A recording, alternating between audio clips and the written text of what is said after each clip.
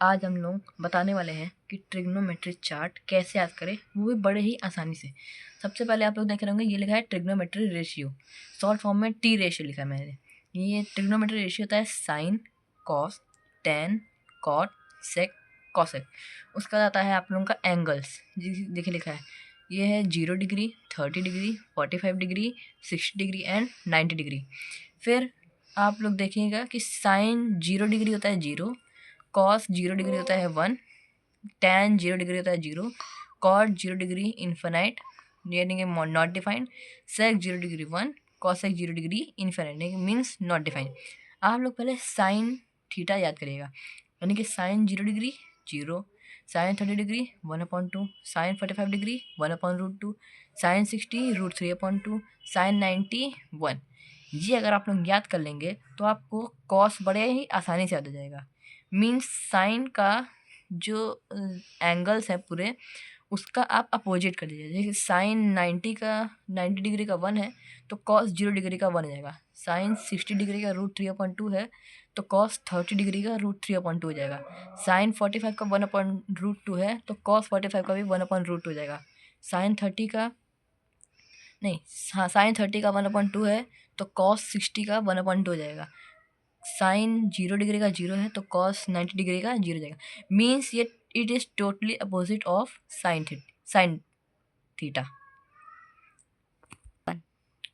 उसके बाद आता है टैन।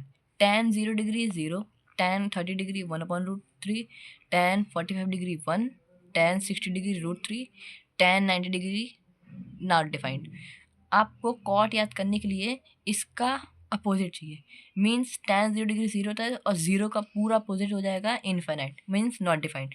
और टैन 1/√3 यानी कि इस कॉट का 1/√3 का अपोजिट क्या होता है, √3/1 होता है, तो इसको हम लोग √3 ले सकते हैं कॉट का। फिर टैन 45 डिग्री 1 होता है और 1 का अपोजिट भी 1 होता है, मीन्स कॉट का भी 1 होगा। फिर टैन का √3 होता है तो फिर हम लोग कॉट का भी 1/√3 ले सकते हैं, मीन्स √3/1 होता है तो इसको अगर अपोजिट कर देंगे, रेसिप्रोकल कर देंगे तो वो 1/√3 जाएगा। फिर टैन का नॉट डिफाइंड है मीन्स इनफिनाइट, और इनफिनाइट का रेसिप्रोकल कॉट का 0 हो जाएगा। अब जैसे कि आप लोग देख सकते हैं सेक और कॉसेक बचा है। जो कॉस है उसका रेसिप्रोकल होता है sec, means 1 reciprocal 1, √3/2 reciprocal 2/√3, 1/√2 reciprocal √2, 1/2 reciprocal 2, 0 reciprocal is infinite means not defined. As it is, cosec is also reciprocal of sine, means sine is reciprocal of cosec and cosec is reciprocal of sine.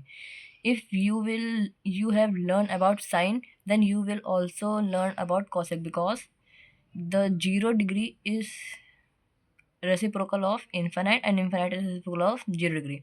So you have to do this all as it is. If you will learn sine, cos, tan, then you reciprocal of these three and you will learn about cot, sec and cosec.